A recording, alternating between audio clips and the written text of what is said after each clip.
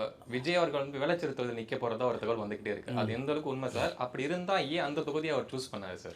இல்லை, இது அவர் நிறைய ஜோசியத்தை நம்புறாரு. ம் V for victory, Vijay for victory, Velachery for victory, Vriddhachalam for victory. இப்படி இந்த வி வர்றதை பூராமல் இப்போ நம்ம ஆளு பூரா அரசியல்வாதி பூரா மந்திரவாதி நம்பி தானே அரசியல் நிற்கிறான். ஜெயலலிதா சசிகலா 2 பேருமே இந்த வேட்பாளர் இப்போ நீங்கள் தொகுதியில் எம்எல்ஏ சீட் கேட்டால் ஜாதகத்தை வாங்கி கொண்டு போய் மந்திரவாதி கொடுத்தா பார்ப்பாங்க. அந்த லிஸ்ட் எடுத்துகிட்டு எல்லாத்தையும் கவரில் போட்டு ஒவ்வொரு கோயிலாக கொண்டு போய் வச்சு அப்படி மக்களை தான் ஓட்டு போட கடவுளாக ஜெயிக்க வைப்பான். கடவுளாக கள்ள ஓட்டு போடுவார்.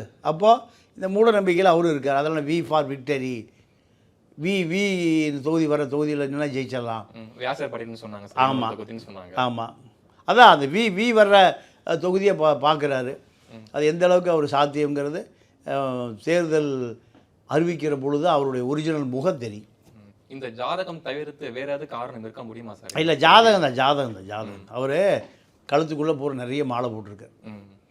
நீங்கள் கோபாவில் போய் பெரிய யாகம் வளர்த்துனார். இப்போ ராகன் பண்டிட்னு ஊத்துக்குழி கிளிஜோசியர் அவர் ஜெயலலிதாவை ஏமாற்றிட்டு டெல்லி போய் அப்புறம் டெல்லியிலேருந்து மலேசியா போய் கிழிஞ்சிட்டு அவர் ஒரு மோசடி பேர்வழி. இப்போ அவர் தான் ராகன் பண்டிட் தான் இப்போ அவருக்கு ஆலோசகர்.